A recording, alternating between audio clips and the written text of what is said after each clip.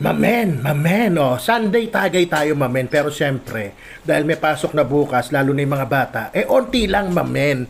Kaya naman, titira tayo ng mabilisang pulutan mamen, pero rapsa pa rin. Itago na lang natin siya sa pangalang, Sweet and Spicy Chicken feet, mamen. Kaya kung ikaw di ka mahilig sa asukal, skip mo na tong video na to. O kaya, wag mo lagyan ng asukal para chili chicken feet lang siya, mamen. Eh na nga ako, talagang tinira ko kagad dyan, mamen, pagkaluto, di ba? O paano, mamen? Tirahin na natin. Baka tirahin pa ng iba.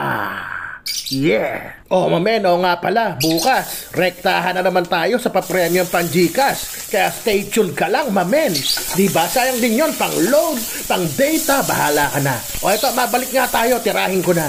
Yan, nagisa lang ako ng bawang at sibuyas, mamen. Tandaan nyo yung sibuyas, dapat labasan, ha? Dapat masolve bago nyo lagay yung mga karne nyo. Tapos nilagyan ko kagad yan ng 2 siling labuyo, mamen. Para dyan pa lang, may anghang na. So ako nilagay yung 1 kilong chicken feet. Dito chicken feet, mamen, 120 kilo eh. Magkano ba sa inyo? Pa-comment naman down below. Habang nilalagyan ko ng paminta to, tsaka oyster sauce, mamen.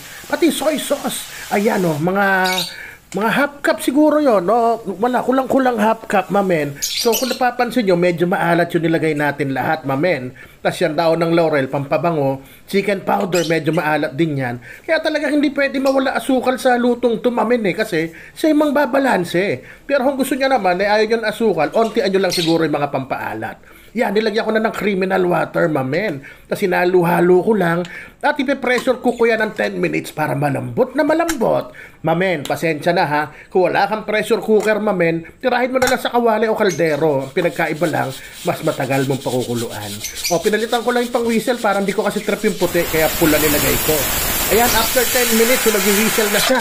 O, pinakawalan ko yung pressure. Nakita nyo, delikado yon. Balik nyo kagad yung takip. At paandaran nyo ng running water hanggang mawala yung pressure niya. Ayan, nawala na nga yung pressure. Binuksan ko na ulit yung apoy. At yan, bubuksan ko lang yan, mamen.